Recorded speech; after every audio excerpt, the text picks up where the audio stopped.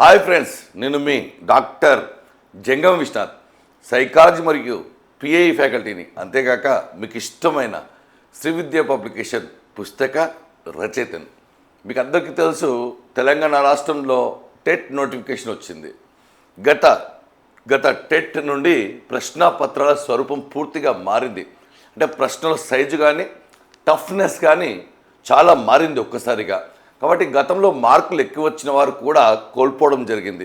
మరి మీకు తెలుసు, ఇక నోటిఫికేషన్ విషయానికి వస్తే టీచర్లకు కూడా ఇది ఒక మంచి అవకాశం అనేది చెప్పవచ్చు. ఎందుకంటే ఇంకా 30,000 మంది టీచర్లు టెట్ క్వాలిఫై కావాల్సి ఉంది. కాబట్టి మళ్ళీ అవకాశాలు ఉన్నాయని మళ్ళీ దీన్ని పోస్ట్పోన్ చేస్తే రోజు రోజుకు కాలం గడిచే కొద్దీ టెట్ క్వాలిఫై కావడం టఫ్ అయిపోతుంది, కాంపిటీషన్ పెరిగిపోతుంది, ప్రశ్నల స్వరూపం మారిపోతుంది.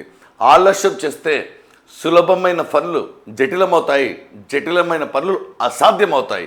ఈ విషయాన్ని గమనించండి. మీకు తెలుసు, గత టెట్ ప్రశ్నాపత్రాలు ఎవరికైనా టఫ్ కావచ్చు, కానీ మన విద్యార్థులకు అది టఫ్గా మారింది. ఎందుకంటే సైకాలజీ అంటే ఒక సామ్రాజ్యం. సైకాలజీ అంటే ఒక సబ్జెక్ట్ కాదు. ఈ సబ్జెక్ట్ పైన గ్రిప్ తెచ్చుకుంటే అన్ని సబ్జెక్టులకు ఇది మూలం. దీంట్లో అప్లికేషన్ ప్రశ్నలు ఉంటాయి, అనాలిసిస్ ప్రశ్నలు ఉంటాయి, ఉదాహరణలు ఉంటాయి. ఓవరాల్గా దీనిపైన పట్టు తెచ్చుకుంటే చాలా ఇంట్రెస్టింగ్గా ఉండి మిగతా సబ్జెక్ట్లో ఏ ప్రశ్న వచ్చినా చేయగలరు. దీంట్లో భాగంగా మీకు అందరికీ తెలుసు, గత పుస్తకం ఇది మన క్లాసులు టీజీ టెట్ 2026 క్లాసులు విన్నవారు. నేను గతంలో టీచర్లకు సంబంధించి నేను ఒక బ్యాచ్ వేయడం జరిగింది. 1000 మంది జాయిన్ అయ్యారు. విన్నవారంతా అవ్వలీలగా ప్రశ్నలు చేయగలిగారు. ఎందుకంటే క్లాసులు ఉంటాయి దాంట్లో. అదేవిధంగా ఈ మోడల్లోనే పరీక్షలు ఉంటాయి. సాధారణ ప్రశ్నలకు, సాధారణ ప్రిపరేషన్కు కాలం చెల్లింది.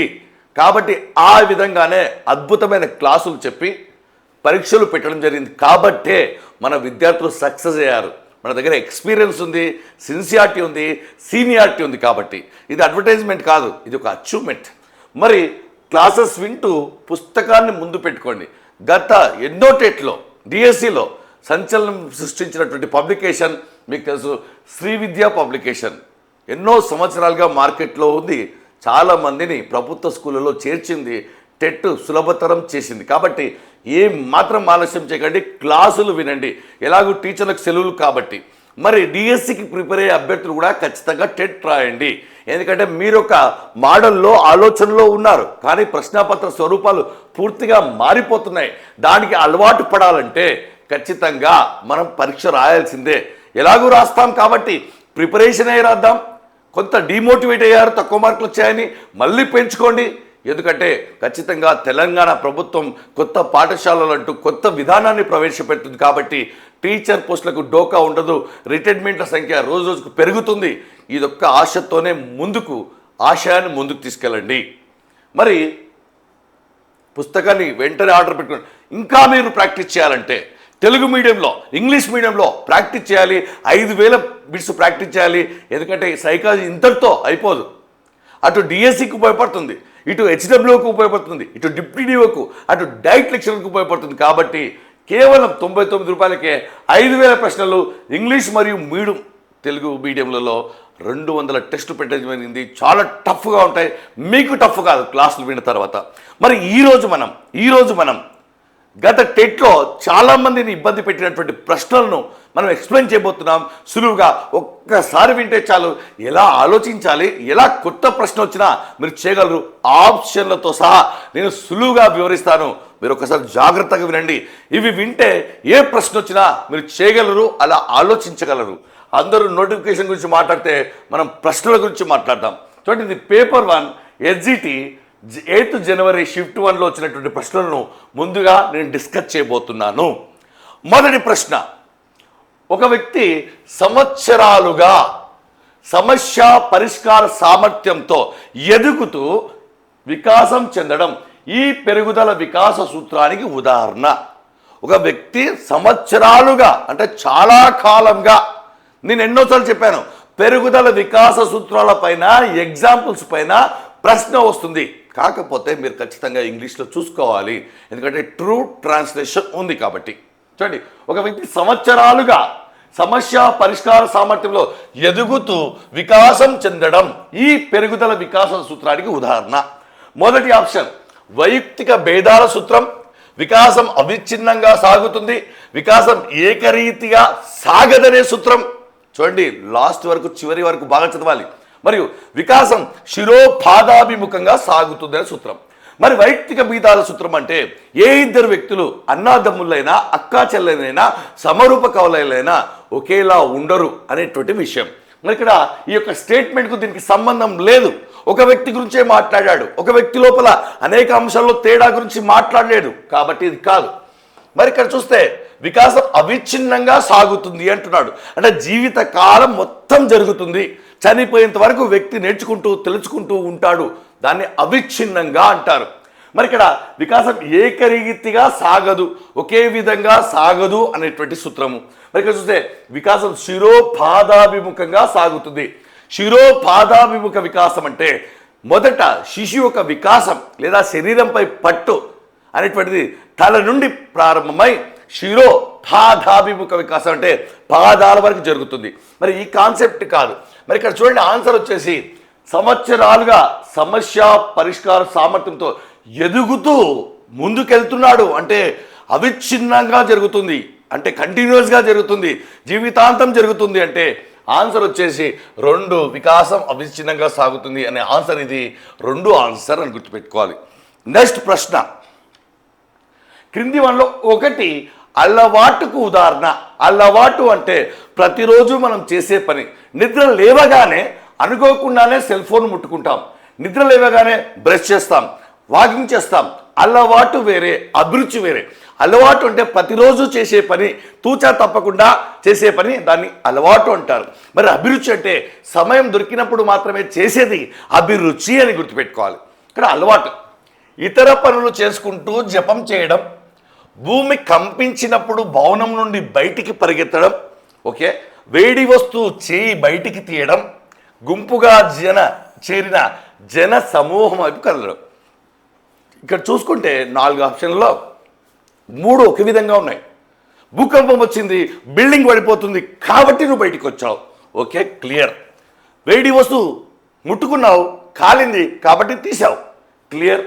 ఇక్కడ పెద్ద గొడవ జరుగుతుంది కాబట్టి నువ్వు అక్కడికి వెళ్ళావు. అంటే ప్రతి చోట ఉద్దీపన ఉంది, ఉద్దీపనకు ప్రతిస్పందన ఉంది, ఉద్దీపన ఉంది కాబట్టి ప్రతిస్పందన ఉంది, కాబట్టి కాదు. మరి ఇక్కడ చూస్తే అలవాటు ఇతర పనులు చేసుకుంటూ కూడా నువ్వేం చేస్తున్నావు, జపం చేస్తున్నావు.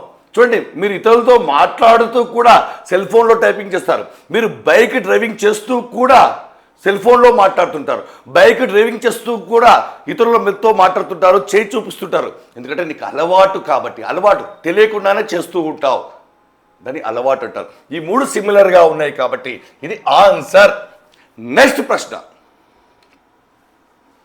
కస్తూరి. ప్రశ్న పెద్దగా ఉందని భయపడకండి, టైం వేస్ట్ అవుతుంది కాబట్టి మనం ఒక్కసారే జాగ్రత్తగా చదవాలి, క్లియర్గా చదవాలి. 2 ఎంపికలు ఉన్న పరిస్థితిలో చిక్కుకుంది.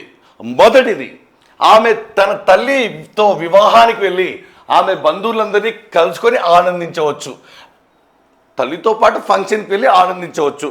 రెండవది, ఆమె ఇంటి దగ్గర ఉండి టీవీ చూస్తూ విశ్రాంతి తీసుకోవచ్చు మరియు తనకు నచ్చిన ఆహారాన్ని ఆర్డర్ చేసుకోవచ్చు. ఈ సందర్భంలో కస్తూరి ఎదుర్కొంటున్నటువంటి సంఘర్షణ ఇది. ఫంక్షన్కి వెళ్తే చుట్టాలు కలుస్తారు, అందరితో మాట్లాడవచ్చు, ప్లస్ సెకండ్ లేదా రెస్ట్ తీసుకుంటూ నచ్చింది ఆర్డర్ పెట్టుకోవచ్చు. 2 కూడా ఇష్టమే అనే సంకేతాలు ఉన్నాయి. 2 ఇష్టమైతే ఉపగమ ఉపగమ, ఒకటి ఇష్టం ఒకటి కష్టమైతే ఉపగమ పరిహార. 2 అంశాల్లో 2 జతల్లో ఒక జత ఇష్టం ఒక జత కష్టం అన్నప్పుడు అది ద్వి ఉపగమ ద్వి పరిహార. 2 ఇష్టం లేదంటే పరిహార పరిహార. అంటే ఇక్కడ చూస్తే 2 ఇష్టమే కాబట్టి సింపుల్గా ఉపగమ ఉపగమ. 2 ఇష్టమే కాబట్టి ఉపగమ ఉపగమ. నెక్స్ట్, అంత పరిశీలనకు సంబంధించి స్టేట్మెంట్ గుర్తించండి. అంత పరిశీలన పద్ధతి అంటే ఏంటి అంటే వ్యక్తి తన లోపల జరిగే మార్పులను తనకు తానుగా ఆత్మావలోకనం చేసుకొని తనకు తాను తొంగి చూసుకొని బయటికి చెప్పడాన్ని అంత పరిశీలన అంటారు. డాక్టర్ దగ్గరికి పేషెంట్ వెళ్ళాడు, పేషెంట్ ఏమన్నాడు, నాకు నిన్నటి కంటే ఆరోగ్యం బాగా ఉందన్నాడు. ఇక డాక్టర్ చెప్పలేదు, పేషెంట్ చెప్పాడు నాకు ఆరోగ్యం బాగా ఉందని. అంటే పేషెంటే ఉపయోగించిన పద్ధతి అంతఃపరీక్షణ పద్ధతి. నాకు భయం వేస్తుంది ఎగ్జామ్ ముందు అంటుంది ఒక అమ్మాయి, ఆమె అంతఃపరీక్షణ పద్ధతి. పక్క ఫ్రెండ్ చెప్పలేడు నీకు జ్వరం వస్తుంది, నీకు భయం వేస్తుంది, నీకు ఆకలి వేస్తుంది అనే విషయం పక్క ఫ్రెండ్ చెప్పకుండా ఎవరైతే బాధితుడున్నాడో చెప్తే అని అంతఃపరీక్షణ పద్ధతి అంటారు. దానికి సంబంధించి ఇచ్చిన స్టేట్మెంట్ చూద్దాం. గ్రామీణ మరియు పట్టణ జనాభా మధ్య ఎంపిక చేసిన అంశంపై అభ్యసనంలో తేడాను చూడాలనుకుంటున్నాను.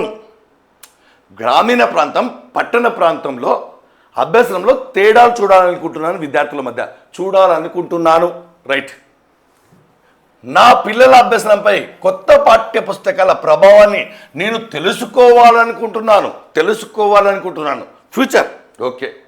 పదవీ విరమణ తర్వాత తదుపరి డైరెక్టర్ ఎవరై ఉండవచ్చు, భవిష్యత్తు ఎవరై ఉండవచ్చు. ఓకే. ఆ పరిస్థితిలో నేను ఎందుకు అలా స్పందించాను, అయ్యో ఆ రోజు నేను ఎందుకు అలా స్పందించాను, అనవసరంగా తిట్టానే, అనవసరంగా అరిశానే, ఎందుకు ఆ రోజు చేశానని తనకు తానుగా ఆత్మవిమర్శ. మీకు తెలుసు విజేతలు ఎవరు కూడా విమర్శలు చేయరు, ఆత్మ విమర్శ చేసుకుంటారు. నేను ఎందుకు అలా చేశాను అని అవతల వాళ్ళు అడగట్లేదు, తనకు తాను ఆత్మ పరిశీలన అంత పరీక్షణ చేసుకుంటుంది. కాబట్టి ఆన్సర్ 4 తెలియకనే. కాకపోతే దీంట్లో ట్రిక్ లేదు, లాజిక్ లేదు, సమయం కిల్లు, చూడగానే భయం. ఆ భయాన్ని పోగొట్టడానికి మన క్లాసులు ఉన్నాయి. నెక్స్ట్ ప్రశ్న, వృద్ధులను మరియు అధికారంలో ఉన్న వ్యక్తులను చూడగానే శ్రద్ధ కనపరచడం మరియు నమస్కరించడం దీనికి ఉదాహరణ.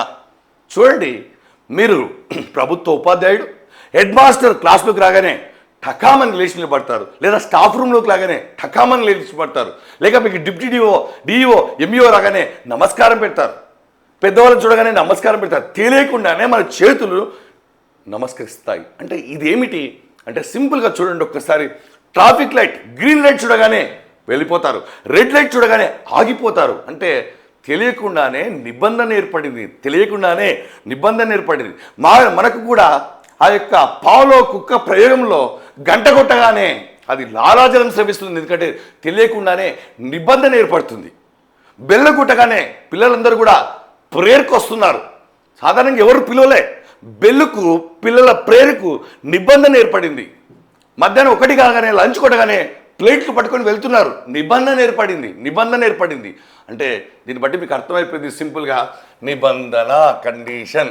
యత్న దోష అంటే మీకు తెలుసు, ప్రయత్నాలు చేసే కొద్దీ దోషాల సంఖ్య తగ్గుతుంది. అది కాదు కాన్సెప్ట్. సహజ జ్ఞానం అనే పదమే లేదు ఈ సందర్భంలో, కాదు. అంతర్దృష్టి అభ్యసనం అంటే మెరుపు లాంటి ఆలోచన రావడం. కాబట్టి ఇది కూడా కాదు. ఆన్సర్ నిబంధన. నెక్స్ట్ ప్రశ్న, ఒక తల్లి తన చిన్న కొడుకుతో ఏమని చెప్తుందంటే, అక్క తన పని ఎలా నిశ్శబ్దంగా చేసుకుంటుందో చూడు, నువ్వు కూడా ఆమెలాగానే ప్రవర్తించాలి అని చెప్పడం ఈ అభ్యసనానికి ఉదాహరణ. ఆమె చూడు, ఆయన చూడు ఎలా ఉన్నాడు, అల్లరి చేస్తున్నాడా, నిశ్శబ్దంగా చదువుకుంటున్నాడు. నువ్వు చూడు, అల్లరి చేస్తున్నావు, అన్నం తినేటప్పుడు చల్లుతున్నాడా, నువ్వు చల్లుతున్నావు, ఎలాంటి ఇబ్బంది పెట్టట్లేదు. అక్కడ చూడు ఎక్కువ మార్కులు వచ్చాయి, నీకేం తక్కువ చేసాం, వాళ్ళని చూడు వీళ్ళని చూడు అన్నప్పుడు మనకు తెలిసిన సిద్ధాంతం మీకు తెలుసు. చూడండి ఒకసారి, పియాజే సంజ్ఞానాత్మక వికాస సిద్ధాంతం. ఇక్కడ చూస్తే బండూరా సిద్ధాంతం పేరేమిటి, థార్నెక్ యత్నదోష అభ్యసన సిద్ధాంతం, కోయిలర్ అంతర్దృష్టి సిద్ధాంతం. దీంట్లో మీకు తెలుసు సింపుల్గా బండూరా, దీనే పరిశీలన అభ్యసనం అంటారు, దీనే సామాజిక అభ్యసనం అంటారు, దీనే ప్రతినిధిత్వ అభ్యసనం అంటారు. అంటే ఇతరులను చూసి అనుకరించడం. కాబట్టి బండూరా పరిశీలన అభ్యసనంలో సోపానాలు కూడా ఉంటాయి, అవి కూడా చాలా ఇంపార్టెంట్, గుర్తుపెట్టుకోండి. ఆన్సర్ బండూరా పరిశీలన అభ్యసనము. నెక్స్ట్, ఇంత పెద్ద చూసి మీరు ఏం భయపడాల్సిన పని లేదు, దాంట్లో మ్యాటర్ లేదు, కథ ఉంది. రైట్. కూరగాయల మార్కెట్ ధరలు మరియు వాటిని పండించడానికి ఉపయోగించే ఎరువులతో విసిగిపోయిన ఒక వ్యక్తి సొంత కిచెన్ గార్డెన్ను పెంచాలనుకున్నాడు. అయితే తన ఇంటి వెనుక ఉన్న చిన్న పెరడు తన ప్రధాన సవాలు అని గ్రహించాడు. ఒకరోజు వర్షం పడుతున్నప్పుడు అతను టెర్రస్ పై ఉన్న నీటిని బయటికి పంపడానికి వెళ్ళినప్పుడు అతడు అకస్మాత్తుగా తన తోటను పెంచడానికి తన టెర్రస్ను ఉపయోగించవచ్చని గ్రహించాడు. ఇది దేనికి ఉదాహరణ? ఇక్కడ చూడండి ఒకసారి, కూరగాయల ధరలు పెరిగిపోతున్నాయి, ఎరువులు, కాబట్టి ఇంట్లోనే ఒక గార్డెన్, కూరగాయల గార్డెన్ పెంచాలనుకున్నాడు. వెనక పెరట్లోకి వెళ్ళాడు, అక్కడ ప్లేస్ ఉంది, పైనుంచి వాటర్ వస్తుంది, వర్షం పడ్డప్పుడు పైకి ఎక్కాడు. ఓహో, ఈ వాటర్ వేస్ట్గా పోతుంది, ఆ వాటర్ని మనం టెర్రస్ గార్డెన్కి పంపించవచ్చు, ఆ యొక్క కిచెన్ గార్డెన్కి పంపించవచ్చు, ఆ యొక్క కూరగాయలకు పంపించవచ్చు, కూరగాయలు సాగు చేయొచ్చు అని అకస్మాత్తుగా ఆలోచన వచ్చింది. ఇలా అకస్మాత్తుగా మెరుపు లాంటి ఆలోచన వస్తే అది ఏ సిద్ధాంతమో మీకు తెలుసు. చూడండి, భాగస్వామ్య మార్గనిర్దేశక అభ్యసనం, పరిశీలన ద్వారా అభ్యసనం, అంతర్దృష్టితో కూడిన అభ్యసనం, అనుభవపూర్వక అభ్యసనం. ఇక్కడ చూస్తే మీకు అర్థమైపోయింది, అనుకోకుండా మెరుపు లాంటి ఆలోచన వస్తే దాన్ని అంతర్దృష్టి అభ్యసనం అంటారు. అంతర్దృష్టి ఆర్కిమిడిస్ కానీ న్యూటన్ కానీ మనకు తెలుసు, మెరుపు లాంటి ఆలోచన అవుతుంది కాబట్టి ఇది అంతర్దృష్టితో కూడినటువంటి అభ్యసనము, గుర్తుపెట్టుకోవాలి. నెక్స్ట్, తన మనవడిని సంతోషపెట్టడానికి పాఠశాల దినోత్సవానికి తాత హాజరయ్యాడు. తనకిష్టంతో కాదు, తనకు వెళ్ళాలని ఉన్నా లేకపోయినా సంబంధం లేదు, తన మనవడి కోసం, అతని సంతోషమే నా సంతోషం అని వెళ్ళాడు. ఇది ఏ ప్రేరణ అని అడిగాడు. చూడండి ఒకసారి, సహజ ప్రేరణ, అంతర్గత ప్రేరణ, బహిర్గత ప్రేరణ లేదా బాహ్య ప్రేరణ, శాశ్వత ప్రేరణ. అంటే ఇతరుల కోసం, ఇతరులను సంతోషపెట్టాలని ఏదో ఆశించి బహుమతులలో దండలకు భయపడి ఇలాంటి కాన్సెప్ట్ ఉంటే గుర్తుపెట్టుకోవాలి, తనకి ఇష్టమైతే వెళ్తే అంతర్గత ప్రేరణ, ఇతరుల కోసం ఏదైనా ఆశించి ఇలాంటి పనులు, ఇలాంటి మాటలు వస్తే అది ఆటోమేటిక్గా మీకు తెలుసు 100% బాహ్య ప్రేరణ అని గుర్తుపెట్టుకోవాలి, బాహ్య ప్రేరణ. నెక్స్ట్ ప్రశ్న, ఉపాధ్యాయుడు విద్యార్థి కేంద్రీకృత విధానాన్ని ఉపయోగిస్తూ విద్యార్థులకు స్వాతంత్రాన్ని ఇచ్చినప్పటికీ నిర్మాణ లోపము లేదా బలమైన విద్యా ఫలితాలు లేకపోవడం వల్ల గందరగోళానికి తీసే నాయకత్వ శైలి. చూడండి, ఇక్కడ ఏమన్నాడంటే విద్యార్థి కేంద్రీకృత విధానం అంటే పూర్తిగా విద్యార్థి అవసరాలకు, ఆశయాలకు తగ్గట్టుగా బోధన చేసే విధానమే విద్యార్థి కేంద్రీకృత విధానం. ఆ విషయం మీకు తెలుసు. అయితే ఉపయోగిస్తూ స్వతంత్రాన్ని ఇస్తున్నాడు, పిల్లలకు స్వతంత్రం ఇచ్చి మీకు నచ్చినట్టు నేర్చుకోండి, నచ్చిన టైంలో నేర్చుకోండి, ఒక టైం టేబుల్ అనేటువంటిది ఉండదు అని ఉపాధ్యాయుడు పర్మిషన్ ఇచ్చాడు. ఇస్తే అక్కడ ఏమైంది, క్రమశిక్షణ దెబ్బ పడింది, సరైన ఫలితాలు రాలేవు. అందుకే ఏమన్నాడు, నిర్మాణ లోపము, బలమైన విద్యా ఫలితాలు లేకపోవడం గందరగోళానికి దారితీసింది. ఎందుకంటే ఇక్కడ నాయకత్వ శైలి ఎలాంటిది అనేటువంటి చూడండి ఒకసారి, బాధ్యతాయుత, అధికారపూర్వక, అనుమతిపూర్వక, సహకారాత్మక. ఇక్కడ చూడండి, అనుమతిపూర్వక అంటే పర్మిసివ్, అంటే ఏంది, మీరు నచ్చిందే చేయండి, మేము ఓకే అంటాం అనేటువంటి నాయకత్వం. బాధ్యతాయుత పెంపకంలో అలా ఉండదు, ఆ నాయకత్వంలో అలా ఉండదు. ఉపాధ్యాయుడు పూర్తి బాధ్యత తీసుకుంటాడు, సమిష్టి నిర్ణయాలు తీసుకుంటాడు, అవసరమైనప్పుడు శిక్షిస్తాడు, హెచ్చరిస్తాడు. కానీ ఇక్కడ చూడండి, అధికారపూర్వక అంటే మీకు తెలుసు అథారిటేరియన్, అంటే అధికారం పూర్తిగా చెలాయించలేదు, స్వేచ్ఛ ఇచ్చాడు. స్వేచ్ఛతో కూడినటువంటి నాయకత్వం అనుమతి పూర్వక నాయకత్వం కాబట్టి స్వేచ్ఛ, స్వాతంత్రం ఎక్కువచ్చింది కాబట్టి గందరగోళం. కాబట్టి ఆన్సర్ అనుమతి పూర్వక, సహకారాత్మక అనే పదం లేదు నాయకత్వ శైలిలో. నెక్స్ట్ ప్రశ్న, పేపర్ 1 ఎడ్జిటి 8 జనవరి షిఫ్ట్ 2. చూడండి, వికాసం ఏకరీతిగా సాగదు అనే సూత్రానికి ఉదాహరణ ఇది. ఒకే విధంగా జరగదు వికాసం. వికాసంలో వైయక్తిక భేదాలు ఉంటాయి, వికాసం అన్ని దశల్లో ఒకేలా ఉండదు. ఆ విషయం మీకు తెలుసు. దానికి సంబంధించి ఉదాహరణ అడుగుతున్నాడు. చూడండి, గత 1 సంవత్సరంగా తన కొడుకు ఎత్తు పెరుగుదల మందగిచ్చింది అని చేతన్ గమనించాడు. అంటే ఏమిటి ఇక్కడ, చేతన్ ఏం చేశాడంటే తన కొడుకు సంవత్సర కాలంగా పెరగట్లేదు, ఎత్తులో పెరుగుదల. గతంలో బాగా పొడుగా పెరిగాడు, ఈ మధ్య ఆగిపోయాడు. అంటే దీన్ని బట్టి మీకు ఏమర్థమైంది, వికాసం అన్ని దశల్లో ఒకేలా ఉండదు. Correct statement. ఓకే, నెక్స్ట్ చూడండి, షర్మిల తన పెద్ద కుమార్తె 12 సంవత్సరాల వయసులో యుక్త వయస్సుకు చేరుకుంది, అంటే ప్యూబర్టీకి చేరుకుంది, యవనారంభ దశకు చేరుకుంది. చిన్న కుమార్తె 13 సంవత్సరాల వయసులో యుక్త వయస్సుకు చేరుకుంది. అంటే ఈ 2 స్టేట్మెంట్లో కూడా 12 ఇయర్స్కు ఒక ఆమె ప్యూబర్టీకి చేరుకుంటే 13 ఇయర్స్కు మరొక ఆమె ప్యూబర్టీకి చేరుకుంది, అంటే యవనారంభ దశకు చేరుకుంది. అంటే వైయక్తిక భేదాలు ఉన్నాయి. ఈ స్టేట్మెంట్లో వైయక్తిక భేదాలు ఉన్నాయి, వికాసం అన్ని దశల్లో ఒకేలా ఉండదు. కాబట్టి మొదటి స్టేట్మెంట్ కరెక్ట్, రెండో స్టేట్మెంట్లో ఉన్న రెండు కరెక్ట్. కాబట్టి సింపుల్గా ఆన్సరు ఇక్కడ చూడండి, ఇక్కడ 4 A మరియు B రెండు కూడా కరెక్ట్ ఆన్సర్. నెక్స్ట్ ప్రశ్న, రష్యన్ మనోవిజ్ఞాన శాస్త్రవేత్త పావ్లో కుక్కపై ప్రయోగం చేసినటువంటి పావ్లో కుక్క జీర్ణ వ్యవస్థ పనితీరును అధ్యయనం చేస్తున్నప్పుడు అనుకోకుండా అభ్యసన సూత్రాలు కనుక్కున్నాడు. అయితే ఇక్కడ దాగి ఉన్నటువంటి నియమం ఏంటి అని అడిగాడు. సమస్య పరిష్కారం, సృజనాత్మకత, సమైక్యాలోచన, మూర్తాలోచన అంటే ఒక విషయాన్ని చూస్తూ ఆలోచించడం. అమూర్తాలోచన అంటే కంటి ముందలు లేకపోయినా ఆలోచించడం. భూకంపం వస్తే ఎలా ఉంటుంది, కరోనా వస్తే ఎలా ఉంటుంది, వర్షం వస్తే ఎలా ఉంటుంది, స్వాతంత్ర భారతదేశం అన్నప్పుడు స్వాతంత్రం అంటే ఎలా ఉంటుంది, గాంధీ అంటే ఎలా ఉంటాడు, దాన్ని అమూర్త ఆలోచన అంటారు. మూర్త అంటే పుష్పాన్ని చూస్తూ ఆలోచిస్తే మూర్త ఆలోచన, ఇది కాదు. సమైక్య ఆలోచన, ఒకే విధంగా ఆలోచించడం, ఆ కాన్సెప్ట్ ఇక్కడ లేదు. సమస్య పరిష్కారం, ఇక్కడ సమస్య లేదు, పరిష్కారం లేదు. ఇక్కడ అన్నది కేవలం అనుకోకుండా మెరుపులాంటి ఆలోచన వస్తే దాని అంతర్దృష్టి దాగి ఉన్నదే. మీకు తెలుసు, సృజనాత్మకత, మెరుపులాంటి క్రియేటివిటీ అనే పదం ఇక్కడ దాగి ఉంది. ఆన్సర్ 2. నెక్స్ట్ ప్రశ్న, భూమికి 2 ఎంపికలు ఉన్న పరిస్థితిలో చిక్కుకుంది. సంఘర్షమైన ప్రశ్న. మొదటి ఎంపిక చూడండి, తమ తల్లితో కలిసి కిట్టి పార్టీకి వెళ్ళొచ్చు, కానీ అందరూ కూడా వయసులో అంతరంకారంగా ఆమె ఇష్టపడదు. భూమి తల్లితో పాటు ఒక పార్టీకి వెళ్ళాలనుకుంది, కానీ అందరూ పెద్దవాళ్ళే, అంతగా ఇష్టపడదు. క్లియర్. రెండోది, తన తండ్రితో అత్త ఇంటికి వెళ్ళవచ్చు, కానీ వారు భవిష్యత్తు ఏం చేస్తావు, జాబ్ ఎప్పుడు, పెళ్ళి ఎప్పుడు, ఉద్యోగం ఎప్పుడు, ఇలాంటి క్వశ్చన్ అడుగుతారు. భవిష్యత్తు ప్రణాళిక గురించి ప్రశ్నించడం నచ్చదు. ఇక్కడ నచ్చదు, మొదటిలో ఇష్టపడదు. లేదు కాదు రాదు అన్నప్పుడు, 2 ఇష్టం లేవు అన్నప్పుడు మీకు తెలిసిపోయేది తెలియకుండానే. తల్లితో వెళ్తే పెద్దవాళ్ళు, తండ్రితో వెళ్తే క్వశ్చన్లు, ఎక్స్ట్రా ప్రశ్నలు. కాబట్టి 2 ఇష్టం లేవు ఆమెకు. 2 ఇష్టం లేవు అంటే పరిహార, 2 ఇష్టం అంటే ఉపగమ.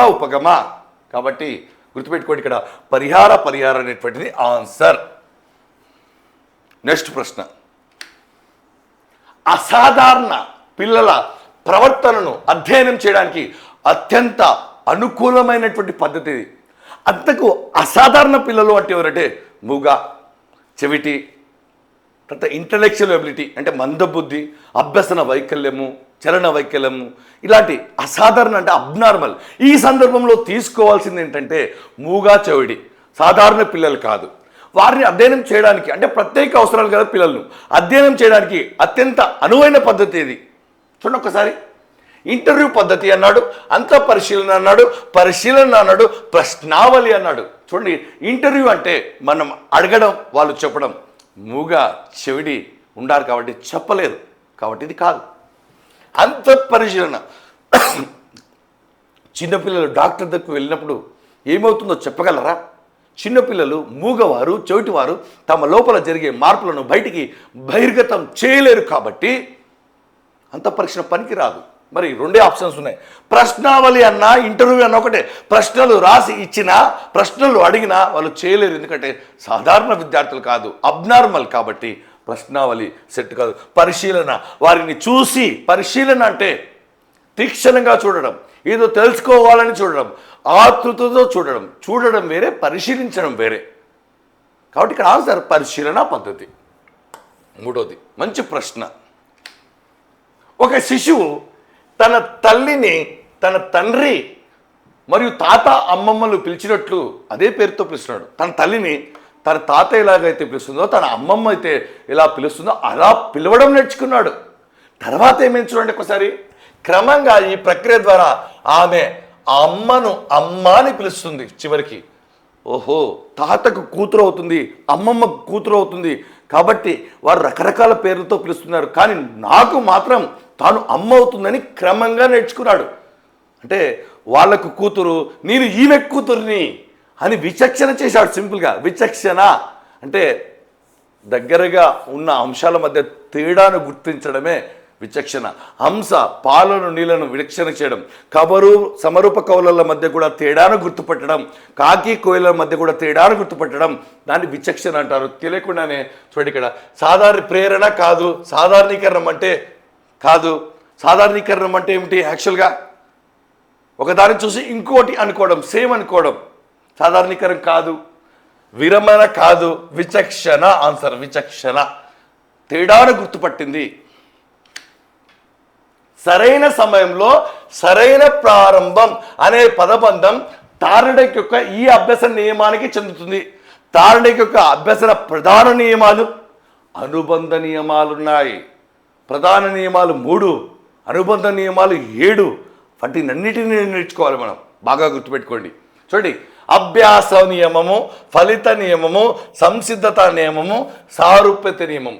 సరైన సమయంలో సరైన ప్రారంభం అంటే ఇక్కడ బాగా గుర్తుపెట్టుకోండి. అంటే ఇక్కడ మొదటిది అభ్యాస నియమం. అభ్యాసం నియమం ఏం చేస్తుంది? చేసిన పనులే మళ్ళీ మళ్ళీ చేయడం వల్ల అభ్యసనం చాలా వేగవంతం అవుతుంది, అభ్యసనంపై పట్టు వస్తుంది. దాని అభ్యాస నియమం.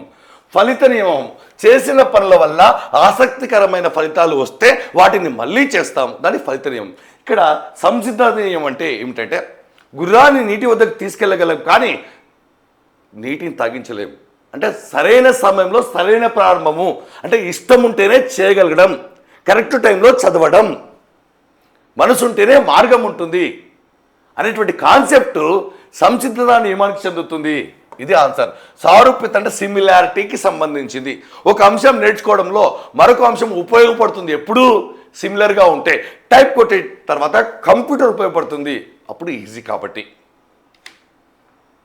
పియాజే ప్రకారం గతంలో స్పర్శ అనే అమ్మాయి బటన్ ఫోన్ను ఉపయోగించిన తర్వాత button phone okay right, keypad phone ఉపయోగించిన తర్వాత టచ్ స్క్రీన్ను ఉపయోగించడం ఈ అభ్యసనానికి ఉదాహరణ. బటన్ ఫోన్ ఉపయోగించిన తర్వాత టచ్ ఫోన్ ఉపయోగించడం ఏమైంది? యాక్చువల్గా దీంట్లో దాగి ఉన్న నియమం ఏమిటి పియాజే ప్రకారం అంటే చూడండి, మొదట పాల పీకతో పాలు తాగడం అలవాటు ఉన్న అమ్మాయి ఉంది. పాలు తాగేటప్పుడు పాలను బాగా పీల్చుకుంది. అదే గ్లాస్తో ఇచ్చినప్పుడు కూడా పీల్చుకునే ప్రయత్నం చేసింది. అంటే అది సాంశీకరణం కాదు. ఇది పాల గ్లాసు కాదు, పాల డబ్బా కాదు, ఇది పాల గ్లాసు. కాబట్టి దీన్ని వేరే స్టైల్లో తాగాలి, దాన్ని వేరే స్టైల్లో తాగాలి అని తెలుసుకుంది. సేమ్ చేస్తే సాంశీకరణం. చూడండి ఒకసారి, పదిలపరుచుకునే భావన లోపం అంటే మీకు తెలుసు కన్జర్వేషన్. ఆకారం మారిన గుణం మారదు అనే విషయం తెలుసుకోవడం, ఆ కాన్సెప్ట్ కాదు. నెక్స్ట్ సాంశీకరణం అంటే ఏమిటంటే బటన్ ఫోన్ ఎలాగైతే ఒత్తిందో సేమ్ టచ్ ఫోన్ కూడా బటన్ ఫోన్ లాగా ఒత్తితే దాన్ని సాంశీకరణం అంటారు. కుక్కని చూసిన తర్వాత నక్కని చూసి కూడా కుక్క అనుకుంటే దాని సాంశీకరణం, సాధారణీకరణం. కానీ ఇక్కడ అలా చేయలేదు. టచ్ ఫోన్ వేరే, బటన్ ఫోన్ వేరే, తేడాను తెలుసుకొని దానిలో ఉపయోగించాలి, దీన్ని ఇలా ఉపయోగించాలనుకుంది. కాబట్టి ఇక్కడ చూస్తే అనుగుణ్యము, దీన్ని అకామిడేషన్ అంటారు. సమతుల్యము, ఈక్వలిబ్రేషన్ అంటే తప్పులు చేస్తూ ఒక అడుగు ముందుకు 2 అడుగులు వెనక్కి చేస్తూ నేర్చుకుంటే దాన్ని సమతుల్యము, అందుకే ఈక్విలిబ్రియం అంటారు. కాబట్టి ఆన్సర్ ఇక్కడ అనుగుణ్యము. అనుగుణంగా పరిసరాలను తనకు అనుకూలంగా మార్చుకోవడం కాదు, పరిసరాలకు తగ్గట్టుగా మారడాన్నే అనుగుణ్యం అంటారు. కానీ సాంశీకరణలో పిల్లలు పరిసరాలను తమకు అనుకూలంగా మార్చుకుంటారు. క్రింది వాళ్ళలో పరోక్ష అభ్యసనమునకు ఉదాహరణ. పరోక్ష అభ్యసనం అంటే ఏమిటంటే నేరుగా నేర్చుకోవడం కాదు, ఇతరులు నేర్చుకున్న అనుభవాల ద్వారా నేర్చుకోవడం. బెట్టింగ్ యాప్లో కోట్లు కోల్పోయాడు ఒక వ్యక్తి, అతను చూసి మనం కూడా అలా కాకూడదు అనుకోవడం. పరోక్ష అభ్యసనం అంటే ఒక వ్యక్తి ఉద్యోగం సాధించి మంచి ప్రశంసలు మెమెంటోలు అందుకుంటున్నాడు, ఆ వ్యక్తిలాగా మనం అందుకోవాలనుకుంటే దాన్ని పరోక్ష అభ్యసనం అంటారు. నేరుగా కాకుండా ఇతరులు పొందిన అనుభవాలను మనం పొందాలనుకుంటే దాన్ని పరోక్ష అభ్యసనం అంటారు. మీకు తెలుసు ప్రత్యక్ష అభ్యసనం, పరోక్ష అభ్యసనం అనే పదాలు, ప్రత్యక్ష పునర్బలం, పరోక్ష పునర్బలం, స్వీయ పునర్బలం అనే పదాలు మీరు స్కిన్నర్ కార్యసాధక నిబంధనలో విని ఉన్నారు.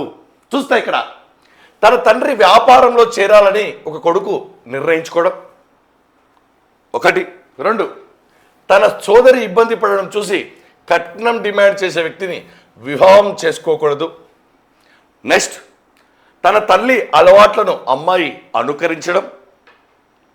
నెక్స్ట్, సమస్యను పరిష్కరించడంలో మొదటి వ్యూహం పనిచేయకపోతే ప్రత్యామ్నాయ వ్యూహాన్ని అమలు చేయడం. మొదటి చూడండి, తన తండ్రి వ్యాపారంలో చేరాలి. దీంట్లో పరోక్ష అభ్యాసం ఎక్కడ లేదు. సెకండ్ సందర్భంలో ఉంది. ఎలాగంటే సింపుల్గా, అమ్మో మా అక్క కట్నం తీసుకునే వ్యక్తిని చేసుకుంది, ఆమె చాలా ఇబ్బందులు పడుతుంది కాబట్టి నేను చేసుకుంది. ఆమె పడ్డ ఇబ్బందులు, ఆమె పొందిన అనుభవాలు మళ్ళీ పొందద్దు అనుకోవడం పరోక్ష అభ్యసనం. మరి మూడో సందర్భంలో తల్లి అలవాట్లను అమ్మాయి అనుకరించడం, డైరెక్ట్ చూసి నేర్చుకుంటుంది ఇక్కడ. నెక్స్ట్ ఇక్కడ చూస్తే సమస్య పరిష్కారంలో ఒకటి కాలేదు, ఇంకోటి సక్సెస్ అయింది అంటే ప్రత్యామ్నాయ మార్గం. అంటే ఆ ఎగ్జాంపుల్కు షూట్ అయినటువంటిది, ఆ యొక్క ప్రశ్నకు షూట్ అయింది ఏంటంటే ఇక్కడ రెండోది ఆన్సర్ గుర్తుపెట్టుకోవాలి. నెక్స్ట్ ప్రశ్న, అక్షరమాలను పాటగా బోధించడం దీనికి ఉదాహరణ. అక్షరమాలను పాటగా బోధించడం చూడండి, లేక 1 నుంచి 9 నెంబర్లు ఉన్నాయి పిల్లవాడికి. 1, 2, 3, 4, 5, 6 నేర్చుకున్నాడు. తద్వారా తన తల్లి ఫోన్ నెంబర్ను గుర్తుపెట్టుకున్నాడు, అక్షరాలు నేర్చుకున్నాడు. దాని ద్వారా తన తల్లి పేరు చెప్పగానే అమలా అని రాశాడు. అంటే వీడి భాగాల కంటే మొత్తం మిన్న అని నమ్మే సిద్ధాంతం ఏది? విడివిడి భాగాలను ఉపయోగించి మొత్తంగా తయారు చేయడం ఏ సిద్ధాంతం? చూడండి ఒక్కసారి. గెస్టాల్ట్ అభ్యసనం, యత్నదోష అభ్యసనం, నిబంధన ద్వారా అభ్యసనం, పరిశీలనాత్మక అభ్యసనం. విడివిడి భాగాల కంటే మొత్తం మిన్న అంటే మీకు అర్థమైపోయింది ఇప్పటికే. అంతర్దృష్టి అభ్యసనం, దాని గెస్టాల్ట్ అంటేనే సమగ్రాకృతి, వ్యవస్థీకృత మొత్తము అని దాని యొక్క అర్థం. చిన్నగా అక్షరాలను వర్ణమాలను నేర్చుకొని తద్వారా ఒక అమ్మ పేరు రాశాడు, పాటను రాశాడు, వాటిని ఉపయోగించి విడివిడి భాగాలను ఉపయోగించి.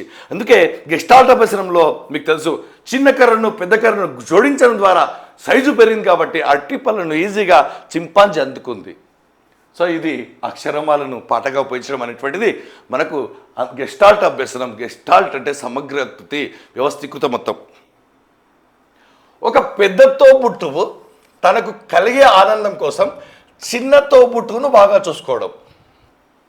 తోబుట్టు అంటే యాక్చువల్గా అక్క చెల్లెలు, సోదరిమణులు, అన్నదమ్ముల పిల్లలు అన్నటి. ఒక పెద్దక్క తనకు కలిగే ఆనందం కోసం చిన్న పాపని బాగా చూసుకుంటుంది, చెల్లిని బాగా చూసుకుంటుంది. ఎందుకు చెల్లిని బాగా చూసుకుంటుంది? ఆమె బాగా చూసుకుంటుందని కాదు, ఆమె డబ్బులు ఇస్తుందని కాదు, ఆమె చాక్లెట్లు ఇస్తుందని కాదు. ఇక్కడ తనకు కలిగే ఆనందం కోసం. ఇంతకుముందు తాత ఎగ్జాంపుల్లో తాత అల్లుడికి మనవడి సంతోషం కోసం వెళ్ళాడు. కానీ ఇక్కడ మనవడి సంతోషం కోసం కాదు, ఇక్కడ తన సంతోషం కోసం. మరి ఇది ఏ ప్రేరణ? తాత్కాలిక ప్రేరణ, బాహ్య ప్రేరణ, అసహజ ప్రేరణ, అంతర్గత ప్రేరణ. బాహ్య ప్రేరణ, అసహజ ప్రేరణ ఒక్కటే. మీకు అర్థమైపోయిన ఆన్సర్ ఏంటంటే అంతర్గత ప్రేరణ. ప్రేరణ పైన బాగా వస్తున్నాయి ప్రశ్నలు, సిద్ధాంతాలపైన బాగా వస్తున్నాయి. రైట్. పని మరియు విశ్రాంతి సూత్రాన్ని అనుసరించే స్మృతి పద్ధతి. పని మరియు విశ్రాంతి మీరు చూడండి, స్మృతిని పెంచే పద్ధతుల్లో ఇవన్నీ ఉన్నాయి. స్మృతిని పెంచే పద్ధతి. స్మృతి అంటే గుర్తుపెట్టుకోవడం, విస్మృతి అంటే మర్చిపోవడం. విస్మృతి వరం లాంటిది, విస్మృతి లేకపోతే మనం లేము. రైట్. చూడండి ఒకసారి. రోట్ పద్ధతి అంటే బట్టి పద్ధతి, మాసుడు పద్ధతి, హోల్ పద్ధతి. హోల్ అంటే మొత్తంగా చదివే పద్ధతి. మాసుడు పద్ధతి, మాస్ అంటే మొత్తము, సేమ్ మీనింగ్. మాసుడు అన్న హోల్ మెథడ్ అన్న ఒకటే. ఇక్కడ స్పేస్డ్ పద్ధతి. స్పేస్డ్ పద్ధతి అంటే నిర్విరామ పద్ధతి. విరామం ఇవ్వాలి, నిర్విరామంగా చదవాలి. మనం ఏం చేస్తాము? 3 గంటలు చదివి 10 నిమిషాలు బ్రేక్ ఇవ్వాలంటే 10 నిమిషాలు చదివి 3 గంటలు బ్రేక్ ఇస్తాం. ఇక్కడ చూడండి, పని మరియు విశ్రాంతి. పని మరియు విశ్రాంతి దాన్ని స్పేస్డ్ మెథడ్ అంటారు. స్పేస్డ్ అంటే నిర్విరామ పద్ధతి. నిర్విరామంగా చదివినప్పుడే విరామం ఇవ్వాలి. మనం విరామం ఇచ్చి నిర్విరామంగా చదవడం కరెక్ట్, కానీ నిర్విరామంగా చదువుతూ విరామం ఇవ్వాలి. కానీ ఇక్కడ నిర్విరామంగా విరామం తీసుకుంటే చాలా తప్పు. సో ఆన్సర్ వచ్చేసి స్పేస్డ్ పద్ధతి. ఒక ప్రమాదంలో చూడండి, ప్రమాదంలో తన కుడి చేయి కోల్పోయిన ఒక అమ్మాయి కొద్ది రోజుల్లోనే తన ఎడమ చేతితో రాయడం నేర్చుకుంది. కుడి చేతి పోయింది, ఎడమ చేతితో కూడా అంతే చక్కగా రాస్తుంది. భీముడు గదను కుడి చేత్తో ఎంత బాగా తిప్పుతున్నాడో ఎడమ చేత్తో కూడా అంత బాగా తిప్పుతున్నాడు. అర్జునుడు కుడి చేత్తో బాణాలు విసరగలడు, ఎడమ చేత్తో బాణాలు విసరగలడు. గాంధీ కుడి చేత్తో రాయగలడు, ఎడమ చేత్తో రాయగలడు. అంటే కుడి చేత్తో చేసే పని ఎడమ చేత్తో చేస్తే కుడి చేత్తో బ్యాటింగ్ చేస్తాను, ఎడమ చేత్తో కూడా బ్యాటింగ్ చేస్తాను. మీకు అర్థమైపోయింది ఆన్సర్ ఏమిటి? ద్విపార్ష, బైపోలార్, ప్రతికూల, శూన్య. ఆన్సర్ ద్విపార్ష బదలాయింపు. బదలాయింపు పైన ప్రశ్నలు. ఇంతటితో మనం ఈ సెషన్ ముగిస్తున్నాం. మీరు ఖచ్చితంగా మళ్ళీ చెప్తున్నాను, ప్రశ్నల స్థాయి పెరిగింది కాబట్టి మీరు ఖచ్చితంగా మీరు సీరియస్ అభ్యర్థి అయితే ఖచ్చితంగా క్లాసులు వినండి.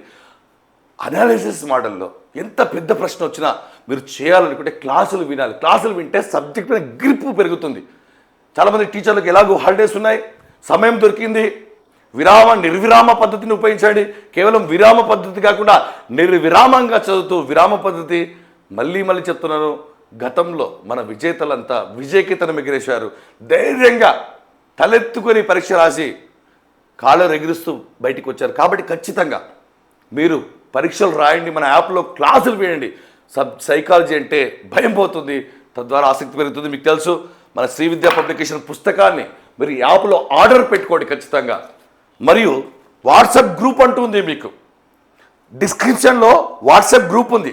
ఆ వాట్సాప్ గ్రూప్లో జాయిన్ కావడం ద్వారా మీకు గత ప్రశ్నాపత్రాలు, ఉచిత ఎగ్జామ్లు, క్లాసులు, తర్వాత రివిజన్ క్లాసులు, లైవ్ క్లాసులకు సంబంధించిన ఇన్ఫర్మేషన్ మనం ఇస్తాం. కాబట్టి వాట్సాప్ గ్రూప్లో జాయిన్ కండి. ఖచ్చితంగా మన ఛానల్ని సబ్స్క్రైబ్ చేసుకోండి, ఎందుకంటే మీ దగ్గర ఉండాల్సిన యాప్. మరియు మన టెలిగ్రామ్లో, వాట్సాప్ ఛానల్లో ఖచ్చితంగా జాయిన్ కండి. మీకు ఏ అనుమానం ఉన్నా సరే ప్లేస్టోర్లో జంగం విశ్వనాథ్ సైకాలజీ గురు అని కట్టండి. ఫ్రీగా మీరు లాగిన్ కావచ్చు. మీకు ఏ డౌట్ ఉన్నా సరే కింద హోమ్ స్క్రీన్లోనే చాట్స్ అనే ఆప్షన్ ఉంటుంది. చాట్స్ అని కొట్టగానే మెసేజ్ ఇయర్ అని వస్తుంది. మెసేజ్ ఇయర్ దగ్గర మెసేజ్ పెట్టండి, చాలు, మేము స్పందిస్తాం. 100% పుస్తకాన్ని ఆర్డర్ పెట్టుకోండి. విజేతల దగ్గర అందరి దగ్గర ఉండాల్సినటువంటి పుస్తకం మన శ్రీ విద్యా పబ్లికేషన్. All the best.